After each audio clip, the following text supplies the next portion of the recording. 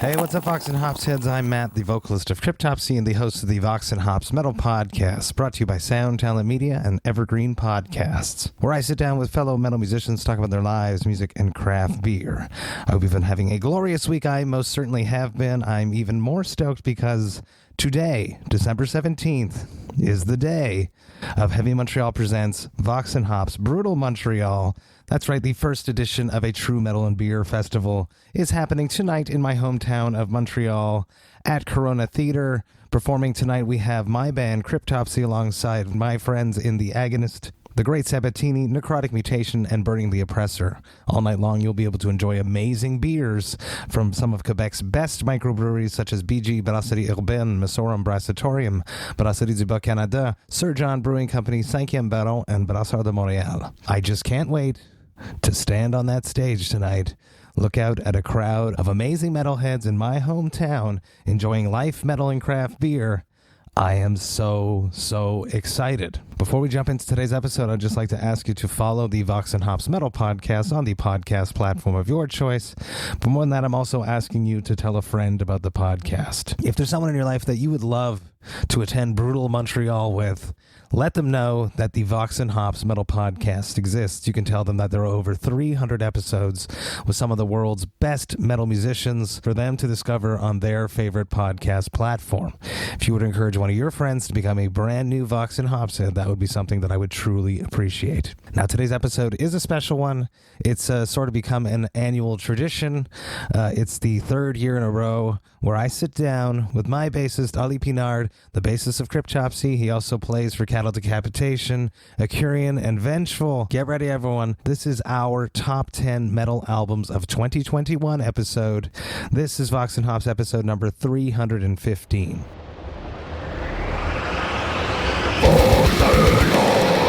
I warn you, what you are about to hear is very disturbing indeed.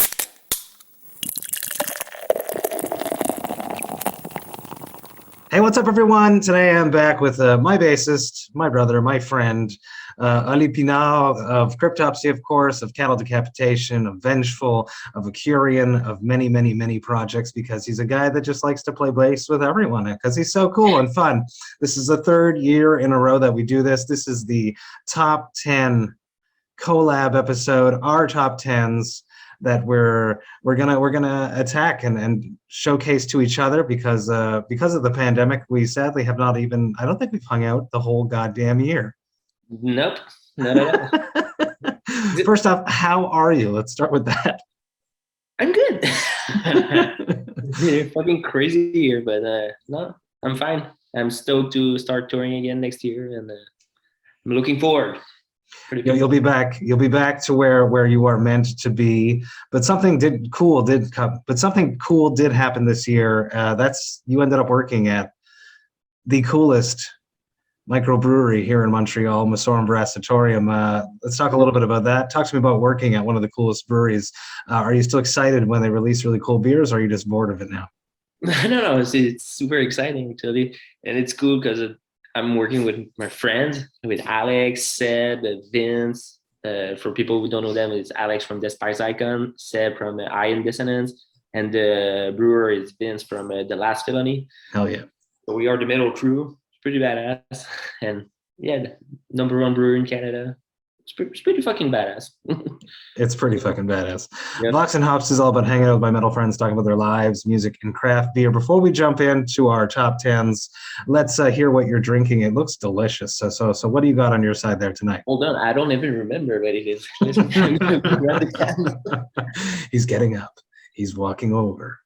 He's digging through his trash can. It's a PBR, motherfucker. You know, human trash. No, it's the OverHop Sour Juicy IPA. It's called the Cripster. Absolutely. It's a collab with Mason's Brewing out of Portland, Oregon. It is full of like pureed fruit, if I'm crazy. Yeah, pure fruit and lactose as well. So it's interesting. I'm usually not a sour. I don't really drink sour beer.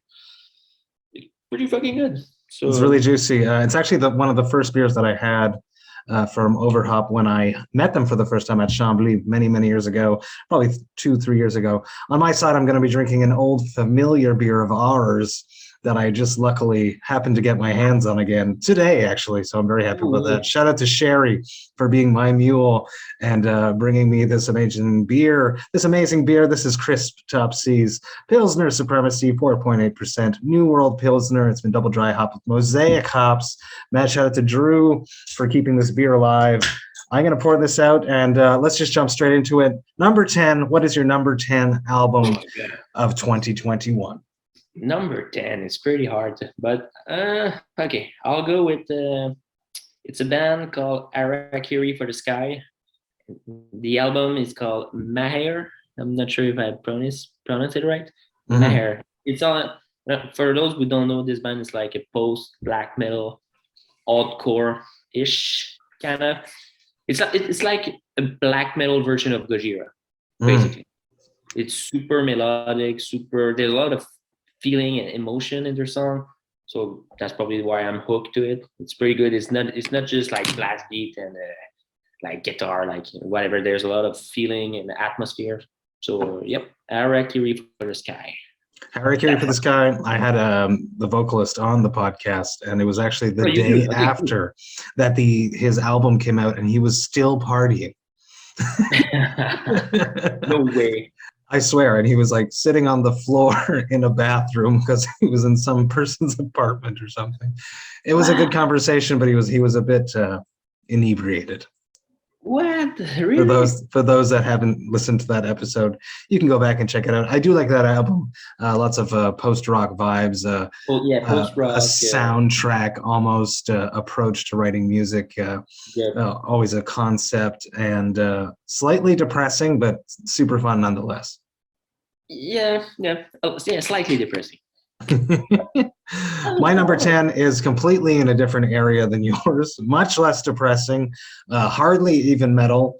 I'm just going to preface my entire list this year. We sort of touched on it before we started recording. I have chosen 10 albums based on the albums that I listen to the most. Same. Excellent. Because 2021 was a massive year for album releases. There was a lot of amazing metal that came out, a lot of amazing albums that came out. I've included albums that are not extreme metal, but they definitely have some vibes of metal, and I'm okay with my decision. So number 10, with that being said, is Andrew WK's God is Partying. I love it. It came out in September via Napalm Records. I can't get enough of this album, and I wasn't a fan before, but no, I never really got into any of the other stuff. But this album, God is Partying, I don't know why. The riffs are amazing. The songwriting is out of this world. It's just so goddamn catchy. His vocals are really damn good. I didn't know he was such a proficient singer. They're heavy. There's moments that remind me of like Devin Townsend. There's other moments that remind me of just good party rock, and then there's other moments that it's like a musical, but not cheesy, but catchy. And there's a song about him ejaculating, which is also interesting. So God is Partying. Andrew WK. That was my number 10, and I'm proud of that. Yeah. All right. Yeah, I heard one song from that album. I should check it out. It's I don't know. There's something about it. It's made the list for some reason. Party music or something? It's party music, but there's some feelings to it too. Crisptopsy pours out just as gorgeous as before. The previous times I've had it, that Mosaic hops really resonates. It always brings out like a melony, like a floral place on the Pilsner. It's just gorgeous.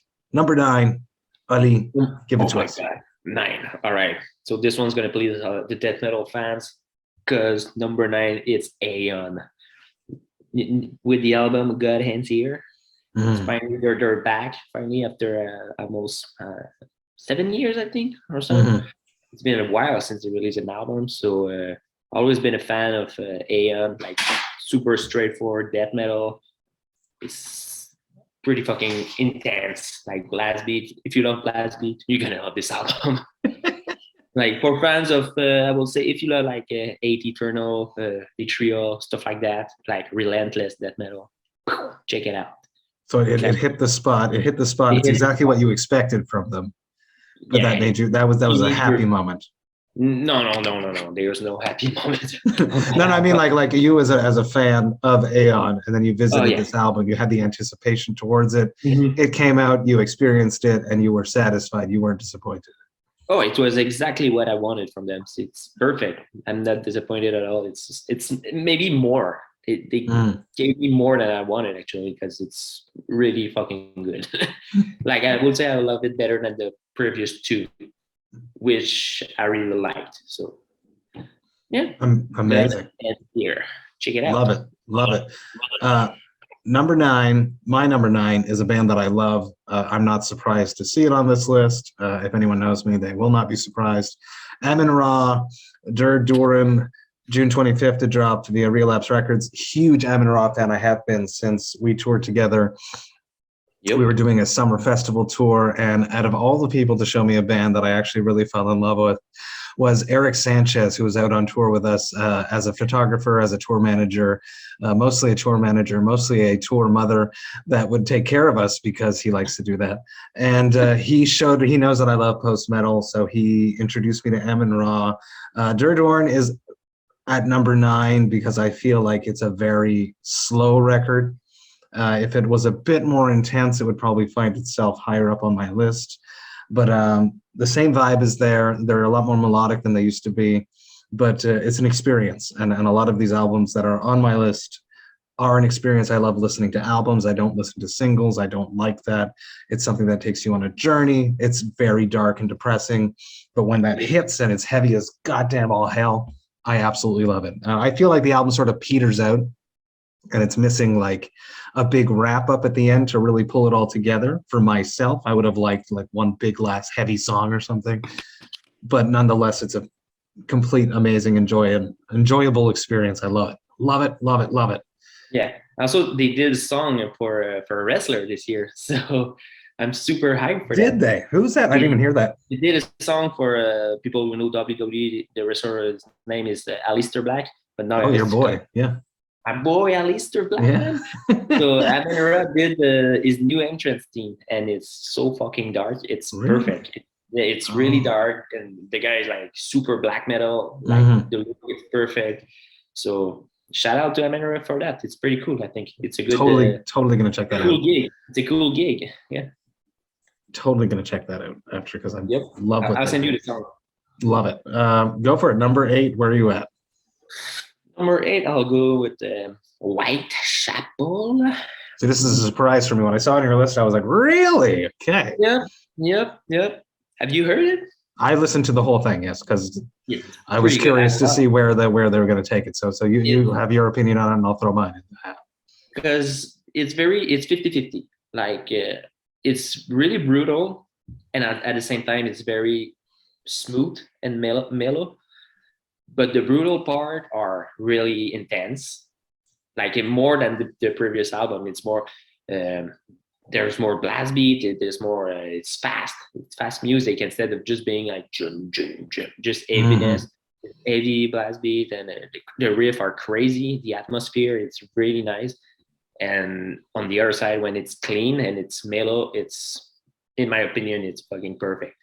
They finally reach, I think, their goal. Like when they started with the clean vocals a couple of years ago, now they really reach what they tried to do, I think, and they nailed it because the songs are so catchy and well written. It's I wasn't sure at first because I was like, because I don't know. I love the first era of Whitechapel, but now I will say they are ready for the next level. Like maybe they can, because let's be honest, he's a great singer. Like absolutely, Phil Boozman is a great singer, and he might be not the next Corey Taylor, but he could like branch up and have like a solo thing where totally they could like write more catchy song or radio friendly song.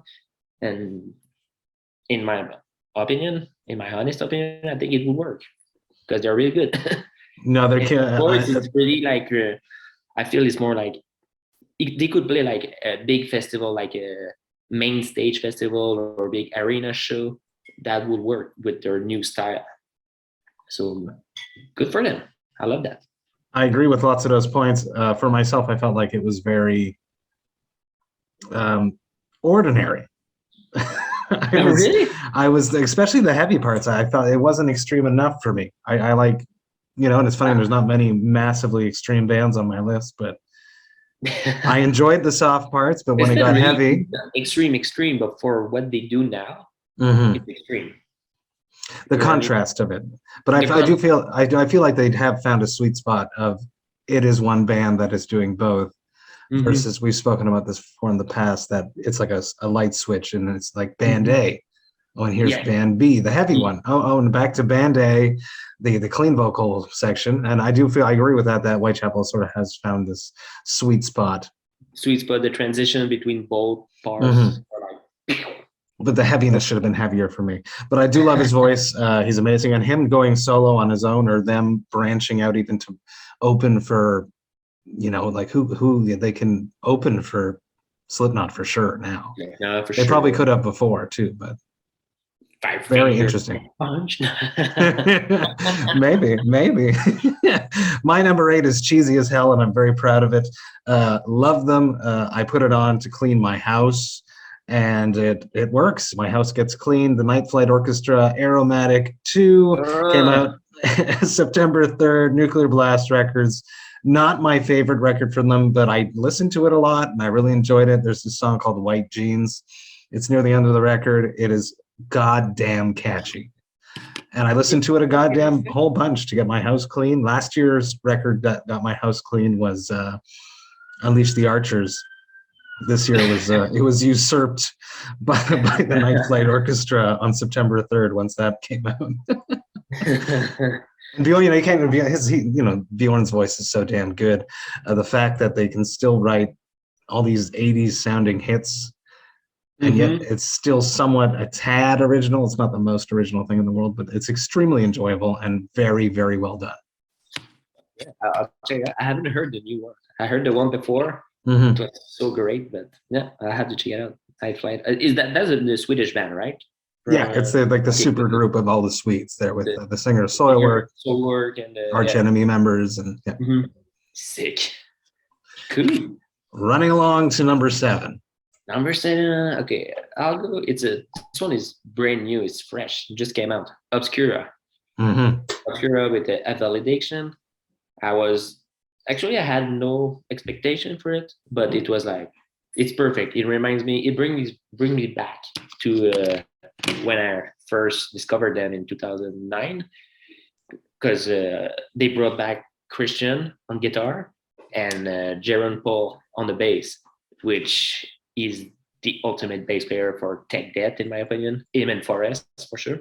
But so I was just so happy to hear him playing again with Obscura. So just for that, for me as a bass player, you need to be on my list. It's really fun. I had the smile like on my face the whole time listening to the albums. It's just perfect. I love it a lot. I'm looking forward for the show in Montreal. Hell yes. If I'm in town. But absolutely. I'll be there with you. I'll be there with you if you are. I did not give this record enough listens, to be honest. I embarked on it. I think it came out on a massive day where there was a bunch of other releases. Yeah. And actually, I heard the album like a couple of weeks later. I was a bit late, but no. I need to give it more attention. I was blasting that album in the kitchen while I was working. It's a good. It's good music for a rush, You run a I'm lot. happy that Stefan could replace basically his whole lineup again, and then pull out another success like this. That is commendable. I think that's amazing. Yeah, totally. I love that. Next record is a bit of a weird one, but I really, really enjoy it. It's electronic, like EDM, but with a blasphemous rock and roll attitude. The band is called Thief. It's basically one dude named Dylan Neal. And the album's called The 16 Deaths of My Master. It came out on August 27th by Prophecy Productions. I was lucky enough to have Dylan on the podcast, so I asked him a bunch of questions about this. I think it's just so cool. It's like very, very disturbing, yet it's sort of catchy at the same time, like dancey catchy.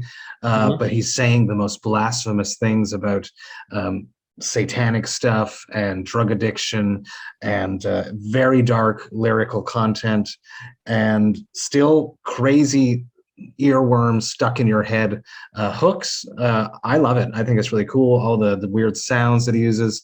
He basically goes into like record shops and finds these like religious and like strange occult records, and then he brings them home and then he samples them and finds like a beat that he could loop, and then he works upon those. Very cool. Thief, the 16 Deaths of My Master is my number 7. I liked his previous record very much too. So what's the name of the album again? The album is The 16 Deaths of My Master, and the band's name is Thief. Dylan used to be in a band called Botanist, which is another weird experimental sort of metal band, electronic metal band, also from California. Where they're from. Love it. I'll check it out for sure, man.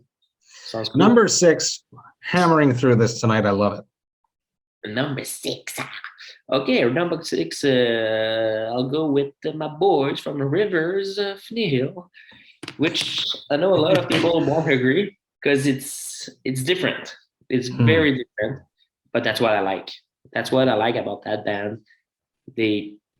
They're not scared to try stuff. It's crazy how much they've evolved since that tour that we did in Devastation of the Nation 2017. That band to this band is different. Yep, totally. You remember Biggs telling us like, I don't know if I want a sax on our next album because I don't want us to be recognized as the saxophone band, you know? Yeah.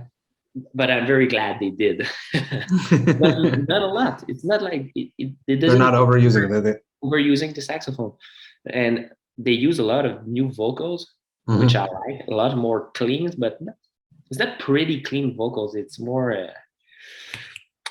I don't know. There's something in the voice. I don't find the words to describe it, but because Adam, the bass player, he sings a lot more on this one. So that's a whole new voice coming in, because a lot of the cleans before were Jared, the drummer.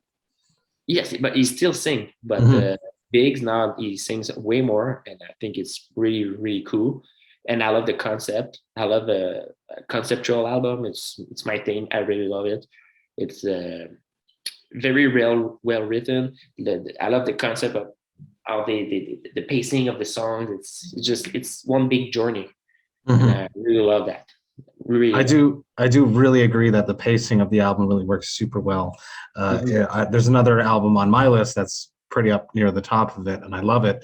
But the pacing on that album versus the pacing on the work is really not up to par. I feel like it is a huge left turn for the band. It's an evolution of where they were, where Owls Know My Name. They're not a death metal band anymore. But that's another, like, who can they play with now? They've opened up so many doors. I can see Rivers on tour with Mastodon now. That would work. That would be crazy. Mastodon or Intronaut, Cult of Luna. The sky's the limit. It's very interesting. But they can still bring it and come on tour with Cryptopsy again. Yeah, they can play old stuff, and that will work. But it's an album that I would just shut down the light and lay down on the couch and listen. It's an experience. It's almost like watching a movie. It's not mosh pit material. No. So if people expect like a technical death metal album like they used to do in the past, of course they will be disappointed.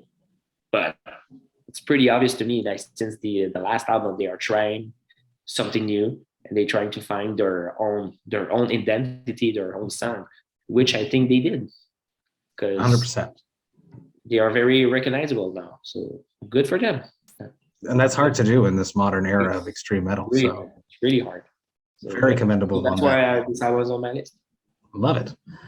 Number 6 for me is a late addition. It really came onto my list thanks to me doing my Thirsty Thursday live interview where I had all of my album review crew give me their top 10s, which I just released last week. I did not know about this band. When Wooderson talked about it during my episode, I was like, that sounds super interesting. I checked it out. The band is called The Silver. The name of the album is called Ward of Roses. It came out October 15th via Gilead Media. It is a very strange album. There's like a weird, it sounds very natural. It sounds like they recorded it live. It feels like that. There's a lot of, it's basically a super group. There's dudes from Horrendous in it and another band. I meant to write that down. I forgot. There's weird black metal screeching vocals, which I typically don't enjoy. Vocals like that super high pitch, or that, but also like as if he's not in control of it. So it's like, yeah, almost like a Bethlehem or a Shining. A little bit. Like, and then there's like another member of the band, the guitarist, I believe, that sings clean vocals in it. It's an album that takes you on a journey. It's weird. It's got like a weird hypnotic vibe to it. It's a very strange record, and I just keep going back and listening to it again. And when it finishes, I'm like, it's over. And it's still 40 minutes long. You know, it's not like it's one of those 25-minute. It's called the band is called The Silver. The name of the record is called Ward of Roses. It's definitely worth some attention. It's heavy, but it's not heavy in the sense of a huge chug. It's more of like a droney, sludgy black metal album. It's very all over the place. They have picked and choose what they like to include into their little soup, and then they made an album. We are halfway there. We are approaching the number 5s. Go for it. Where are you at? Number 5 this year. Number 5, I'll go with their most anticipated prog metal album of the year, Liquid Tension Experiment. Maiden. Finally, they're back. I'm super excited. I'm a big Dream Theater fan, but I'm also a big Liquid Tension Experiment fan. And not only that, but I'm super happy to see Mike Portnoy and John Petrucci together again, like creating this monster of an album. It's a double album. It's almost like I think it's like 90 minutes or no, maybe more. It's almost 2 hours of music. Wow. It's insane. It's just insane. And on top of that, they used the 7-string guitars for the first time on that project. So there's more every part, because in the past it was just like only prog, like no chug. But on this one, there's some chuggy part, which is cool because in the middle of like some crazy keyboard solo and guitar solo, it's fun to have a cool, not breakdown, but just a good groove. And and also my highlight on this album is the song Rhapsody in Blue, which is not a jazz standard, but I think it is. It's the jazz standard, but they play it in their own way. That's and it's cool. Amazing because it's from New York. The Rhapsody in Blue, it's a typical New York jazz song. Liquid Tension, all the guys are from New York, so it's a good tribute to their hometown, basically. And I think it's really cool. If you haven't heard that, I highly recommend that track. The Rhapsody. Very cool. It's very cool. Yeah, I definitely also did not. Tony Levin play on that album. He's still in the band, and he is like 75 years old. Insane. He still play.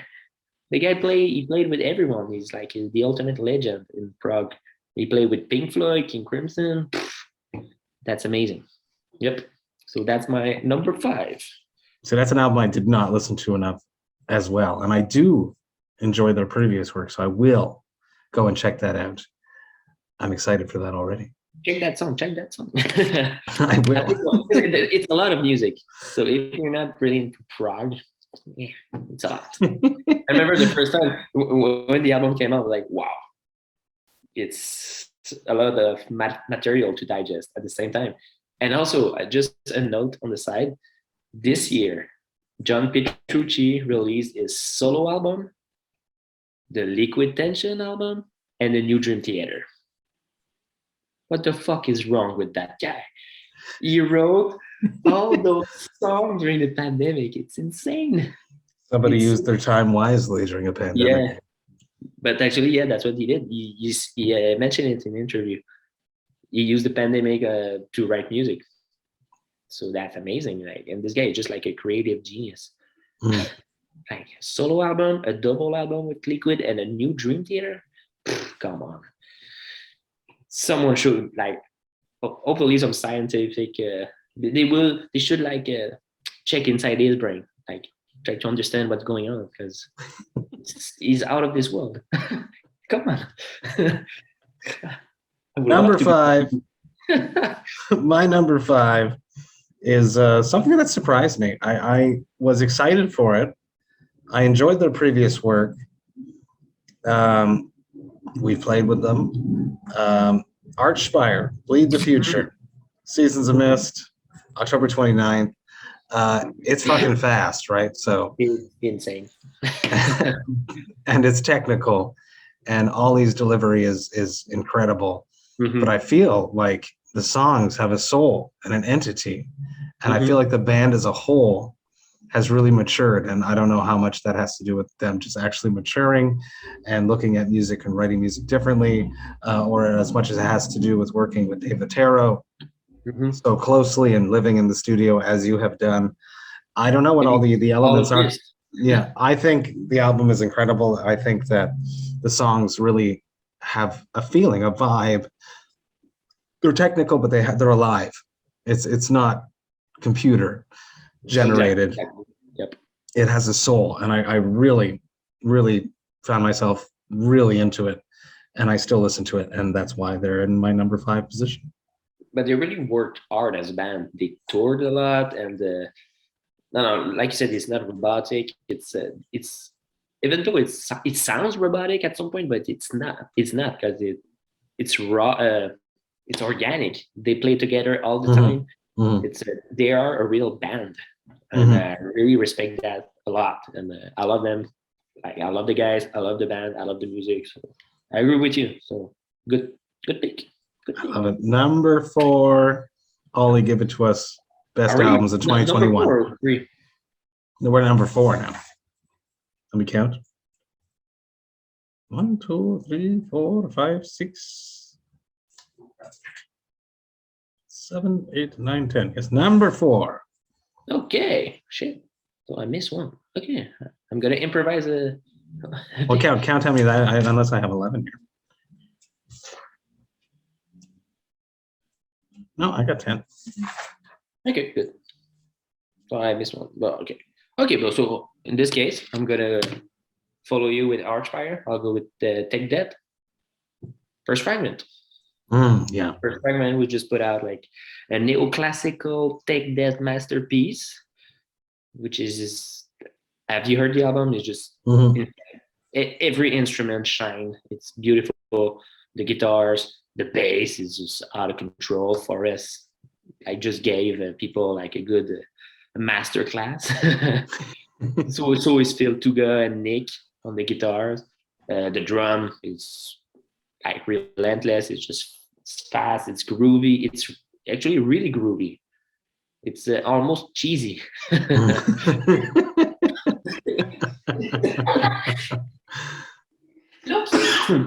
Sorry. Sorry. So yeah, it's groovy, technical, but classical at the same time. It's very like neoclassical, like.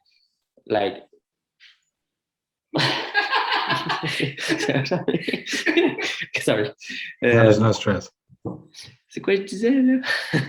I would give a shout out to our guitarist for being a patient producer, putting together this record, because it is a master class and a master recording session, recording bands such as First Fragment. It's there's a lot of notes, and it has to be perfect, and the mix has to be perfect, and the band wants it a certain way, and this record sounds amazing. Totally, man. It's big.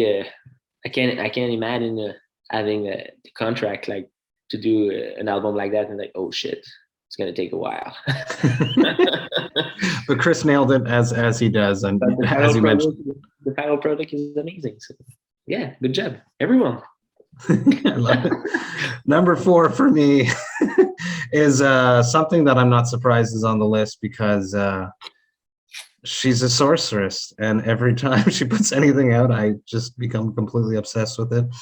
Number 4 is Converge with Chelsea Wolfe and Stephen Brodsky, Blood Moon. Number 1, Blood Moon 1 came out November 19th, very young record. Epitaph dropped that. It's a weird record.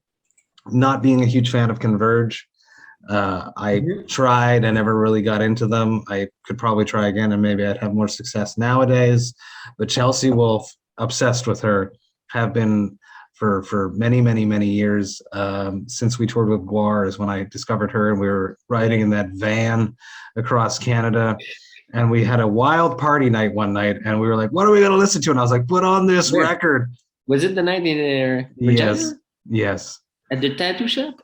Yeah. No, it was in the hotel room. Okay, that's nice. And I put on Chelsea Wolfe, and you were like, what the fuck, man? You're ruining the entire vibe of this night. But I've loved her ever since then. This record is really cool to watch both of them sort of like negotiate and find their own space between the two styles. Converge being so aggressive, Chelsea Wolfe really having like an ethereal sorceress vibe. I love it. I think it's really messed up. I think that the two going together is really cool. There's some heavy moments. There's some really melodic moments. It's cool to see Converge doing a lot more softer stuff on this and her going a bit harder. Really, really good. I think it's something that I will keep listening to throughout the next year. I think it's cool. And I hope that with the Blood Moon #1 means that there will be more. Awesome, man. Sick. We're in the top three. Top 3. Now it's top 3 for real. Okay. So top 3, it's by far the 3 album I listen to, the newest album from here that I listen to the most. So my number 3 is Hypocrisy with Worship. I'm a super big fan of Hypocrisy since like 2003 or 4, something like that. And I'm so glad this album is like, it brings me back to when I was a teenager and I was going to shows at the medley, and they brought back the old school sound, the Swedish guitar, the classic Swedish guitar sound with the harmony and stuff. And it's also very mid-tempo kind of death metal, but there's still some the heartbeat. The heartbeat. You can feel it like in your heart. It's really, it's perfect. This album brings me a lot of like nostalgia moment. So that's probably why it's on my top 3. It's as a fan, I was very pleased, a lot. Like most of the Hypocrisy fans, like all the review I read were perfect. So I'm not crazy. My number 3 took me. I was surprised how much I like this record.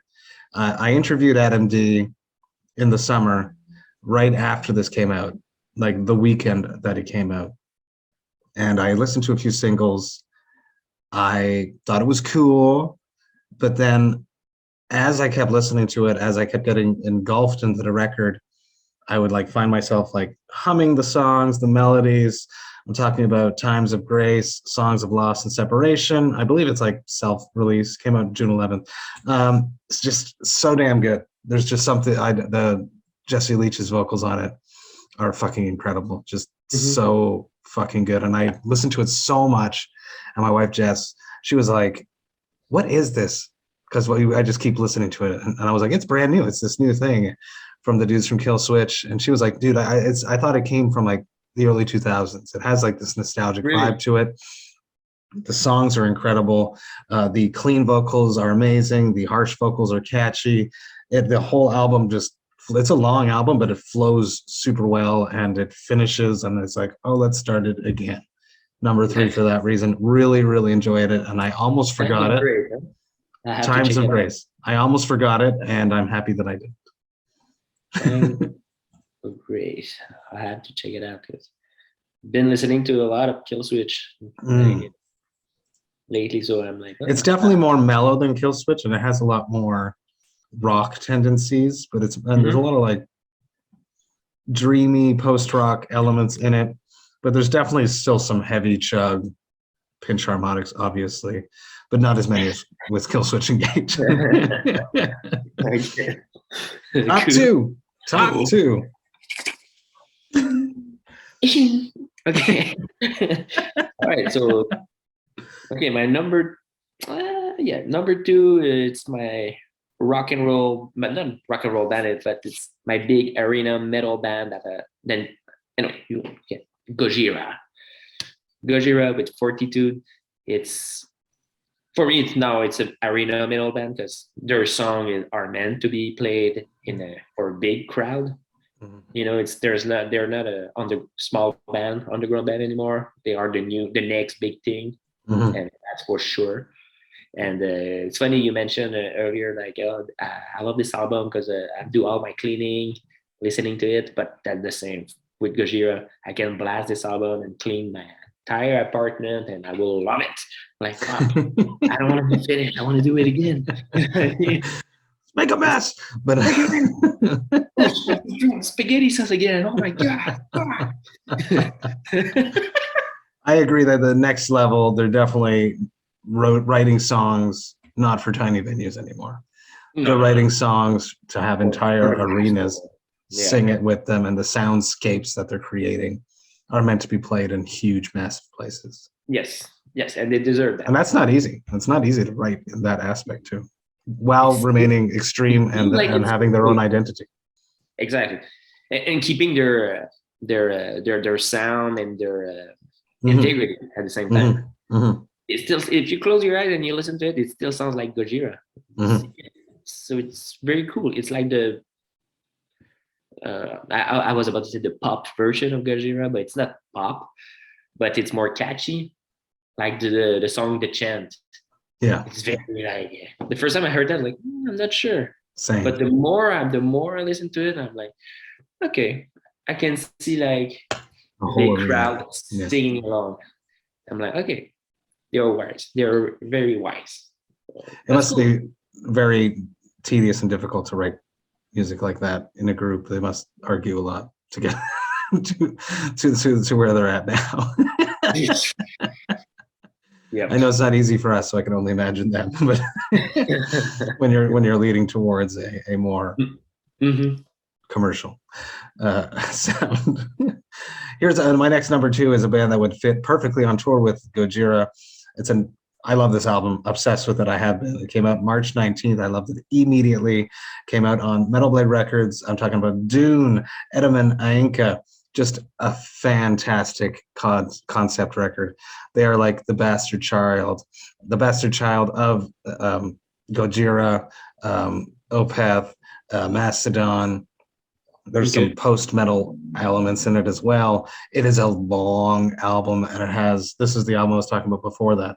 I don't feel like that it continues very well. The continuity of it doesn't flow as well as the album we were speaking about previously. I feel like the interludes are a tad too quiet. And then if you're not familiar with the record and you don't know that it runs for an hour and a bit, you'll think it's over and you might skip it if you don't know that. And that's the only reason why it's not number one. But what a trip. Great musicianship. The vocals are catchy as all hell. It's a vibe. It's a trance. It takes you somewhere. It's a trip. I'm excited to see where they go next because they wrote this record so long ago after I spoke to Dan on the podcast. They had this in the bag before the pandemic, so I'm excited to see where they go with this record, and I'm excited to see where they go on the next one. Dune, Edaman Ainka. Dune.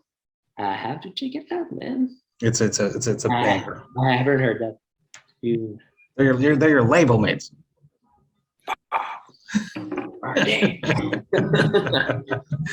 Come on. We are at our number ones, but before we jump into our number ones, I want to hear some honorable mentions just very quickly. some albums that didn't make the top 10 that you also enjoyed very much. Let's keep it short. Keep it to 1 or 2 or 3. All right. So for At the Gates. Mm-hmm. At the Gates, just because it's At the Gates. I love them. I love the sound. And you're never disappointed when At the Gates releases a new album. You just press play and you're like, wow. Yeah. Exactly what I wanted. So, but it's not on my list because I haven't listened to it like enough. I think I gave the album like 2 or 3 listens, but I love it a lot. Otherwise, there's another band that Alex Trem from former Naraxis singer introduced me to. It's called Ophidian High. Also produced by Christian Donaldson. Oh, it is? Dude, this shit is technical as fuck, eh? Wow. It's stupid. It's borderline too much, but I love it. I really love it. Also, Chemist with the album Deceiver. Very good. Very, very good. Another Dave Otero gem. Yeah. From Denver, Colorado. Also, I would say The Tea Party. Their EP. Yeah. Their EP is Sun Shower. I love it. It's cool. It's smooth. It's good rock and roll. And this album, it should have made the list. It should have been number 1, but it's not. But it's Iron Maiden. I know. I was so surprised. Yeah, it should have been on the list. But the thing is, not that I was disappointed, but it's not strong enough. It's not strong enough. Actually, I think it's my least favorite Iron Maiden album since Brave New World in 2000. So I was like, all right. But still, I jammed this album a lot. But it is what it is. Yeah. Don't get me wrong, I'm still number 1 fan. I just cracked a new beer. This is one of my brand new collabs. Yes, Mutoïde with Le Fermentor, Ale of the Fathers. It's a 4-way collab, Vox&Hops, Mutoïde, Le Fermentor, GMPQ Media. This is the old ale. I dropped 4 of them at once, all in different varieties of it. This is the Cabernet Sauvignon aged. It's awesome. Look at that little foam head going there. I love it. Wow. I'm going to pour this out, and then I'll tell you my honorable mentions. Yeah, that you may said.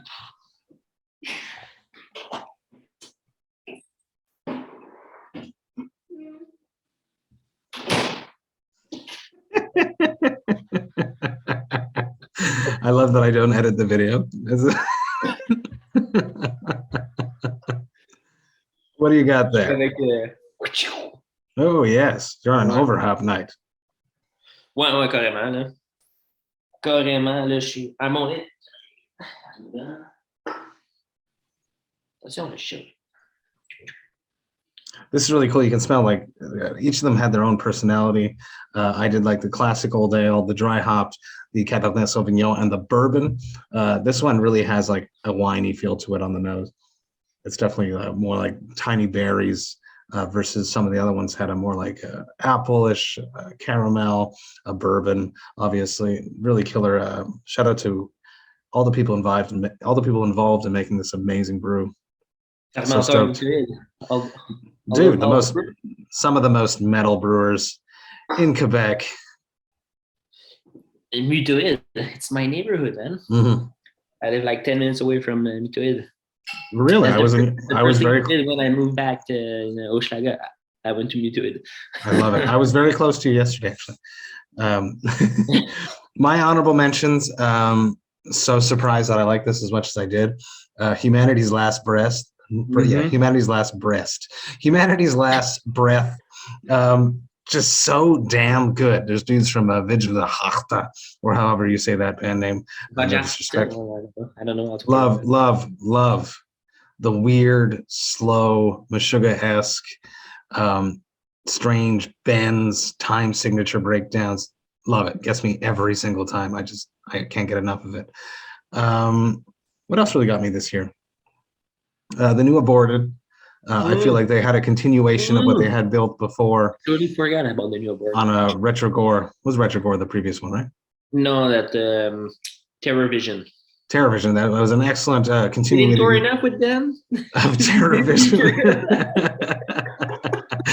I liked it. Mania Cult. I liked the whole thing that they did on social media. It was really smart. Vulvedini as well.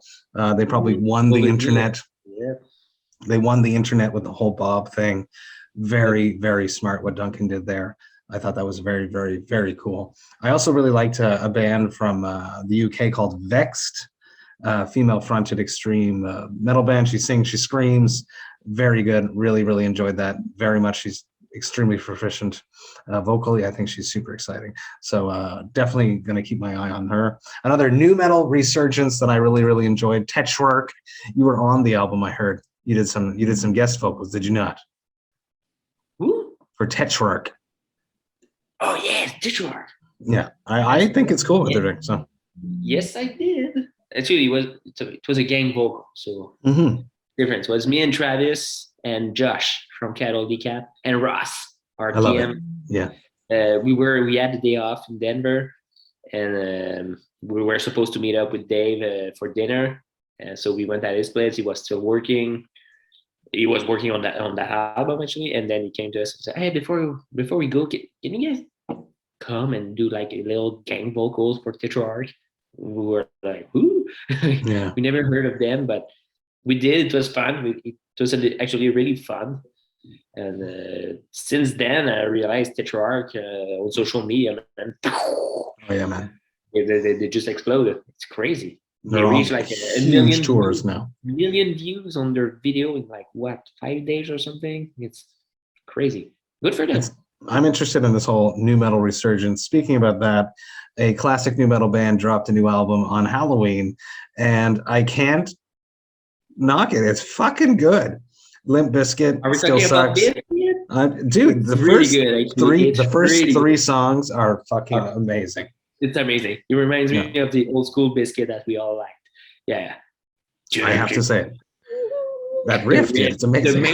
The first riff, the opener is like, it's amazing. And then you start the album by yelling, DJ Leo. Like, are you kidding? It's perfect. I have to say it. I had to say it. Number ones. I do love it. I listen to it a lot. I was blasting that album at the job. It's like, I'm proud to say I love this. I like it. I have no problem. Number ones. Take us to your number one, Ollie. It's not Limp Bizkit. It's the total opposite. Swallow the Sun. Moonflowers. Boom.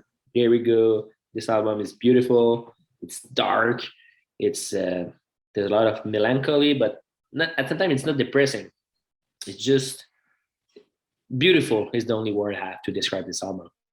And I'm a big Swallow the Sun fans. So for me, it's just logic to pick this album. Like I said, I'm a diehard Iron Maiden, but the album didn't give me the goosebump like Swallow the Sun did. And I saw them last week in Montreal, and wow, they just delivered. It was perfect. Hearing those songs live, just they gave life to their music. So since the show, the album, for me, it's just magic. I love it a lot. So yeah, Swallow the Sun, Moonflowers. Amazing, amazing. My number one, I have to preface this with, it's not because I'm on the album. It's because I actually really, really like it. And I don't actually listen to the track that I'm on because I'm on it. I skip over that. I'm talking about LLNN Unmaker. Came out on Pelagic Records, September 24th. What a fucking album. They have surpassed themselves. I'm a huge fan of what they've been doing, hence why I asked to be on their album. But it's so I remember you mentioning fucking heavy. 2019, you mentioned to me that you like that, but I haven't checked it out yet. So it's so heavy, slow, rhythmical, chugging, aggressive. I have the album on my list right now. Dude, there's Obsidian. It's like the main single. That riff is It's song's number one on Apple Music. It's Obsidian. It's so good. It's just so fucking heavy, rhythmical. His screams, he seems so unhinged. the keys, the atmosphere that they create, unbeatable. I've listened to this countless times. Another pelagic record, gold. Just love pelagic records, and I love that they're bringing very cool bands from Copenhagen to the rest of the world. Can't wait to see LLNN live. Huge love to Christian Bonus and the rest of the boys from LLNN, and a massive shout out to Chris Kells for shooting my appearance in their video for Desecrator at Turbo House back in the summer. Where did you do that? Where did I shoot the video, or where did I record it? No, the recording, actually, the grid, I guess. No, I recorded it in my room right behind me here, just like all my guest vocals. I'm at that point now, but doesn't mean that I'm doing it right. But that is what I did during the pandemic for a few guest vocal slots. It worked. That's it. So I love this LLNN Unmaker. If you guys have not listened to this yet, please do. The album artwork is amazing. All their aesthetic is really cool. They have a dude in the band, I apologize, I don't remember his name right now, that does a lot of their video stuff, and he's really, really talented. He's done videos for Cabal, other bands from Denmark. It's just incredible. We'll wrap this up with albums that we're looking forward to. Dropping in 2022. I have one right off the top of my head.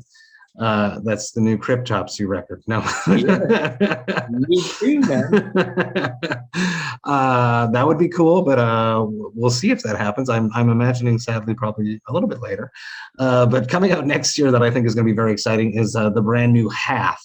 Love Half. I liked them before the pandemic. I've gotten to know the members a lot more closely because of Thirsty Thursdays, where they come and hang out regularly.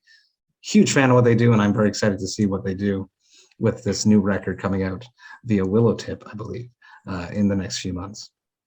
Sick. Hat. Oh yeah, HAT. Yeah. Love it. Yes. Yeah. Next year, to be honest, I hadn't think about that at all. Cattle Decap. Please, yes. Yeah. There's a new album coming out next year. Amazing. When? I don't know. Mm-hmm. There's a new album on the way. So honestly, I haven't think about that at all. What album am I waiting for? It's my curveball to you. Metallica. It's my curveball to you. I love it very much. Ollie, thank you so much for taking the time hanging out with me yet again, talking about our top albums of the year. I love doing this. I love hanging out with you regularly, which we didn't get to do very much during the pandemic, sadly. But I know that we're still going to be as tight as always and hang out. You're a friend like that I know that no matter, we're going to hang out, we're going to laugh and drink and for sure come up with crazy ideas. So doing this every year makes me very happy. And I love how different our lists are. There's only one, none of them are the same. So I think that's amazing. Almost like our Christmas special. It's like a holiday, like a tradition. Yeah. Tradition. I'm going to raise my glass to you. My bottle, really. I'm going to raise this and say a massive thank you to you. This is amazing. I hope that everyone enjoyed our list. If you didn't like it, let us know. And if you didn't like it, then we also don't care, because it's the music and we're allowed to like what the hell we want to like. This is my cheers to you. We're going to keep hanging out for a bit, but not with you guys listening. Cheers. Well, Satan. Hey, thank you all so much for listening right to that. I love and appreciate that. Man, do I ever miss hanging out with Ollie. As we mentioned as we were recording this, we have not seen each other very much this year due to the pandemic, and I miss him. So any reason for me to hang out with him, which I have been doing a lot more so recently because of Brutal Montreal, we've been jamming, getting ready for that, and I'm really appreciating that. I can't wait to hang out with him some more, so I'm just stoked that I had the time to sit down with him to talk about our favorite albums of 2021. 2021 was a mammoth year for metal releases, and I found it super interesting that we didn't repeat any albums on either of our list, and I love that. Ollie, love you. Thank you so much for taking the time hanging out with me. It's always a blast. Now, if you enjoyed this Vox&Hops episode, you should sign up to the Vox&Hops Metal Podcast's mailing list. You can do that on my website, voxandhops.com. That's VOXANDHOPS.com. And when you do that, you shall receive one email a week containing all of the details of everything that has happened throughout the past week in the world of the Vox&Hops Metal Podcast, including all the details for any episodes which I dropped throughout that past week, if I've been a guest on someone else's podcast, any cool information for any projects that I have in the works before I announce them to the public, as well as the updated links to the Thirsty Thursday Tuesday virtual hangs, and the links to the Brutal Awakenings playlist, which is curated by my man Jerry Monk, the metal architect himself, and is available on both Apple Music and Spotify. You will also get to see the album reviews that my album review crew have dropped that week. There's just so much going on in the world of the Vox&Hops Metal Podcast. I would hate for you to miss a single thing, so please sign up to the mailing list. The Vox&Hops Metal Podcast is brought to you by Sound Talent Media and Evergreen Podcasts. I hope you have a great weekend. I hope that you're coming to Brutal Montreal tonight. If you're not, I also dropped another episode today where I sat down with Noah Forrest of Beerism and Craig Thorne of the BAOS Podcast, and we went through our top 10 Quebec microbreweries. It's a banger of an episode, so if you're not coming to Brutal Montreal, you can check out that episode because you might have a bit more time than everyone that is coming to the show. I will be back next week with one episode, the final episode of 2021, the Brutal Montreal special episode. I'm stoked for that, but until then, remember to enjoy life, metal, and craft beer. Cheers, Vox and Hops heads.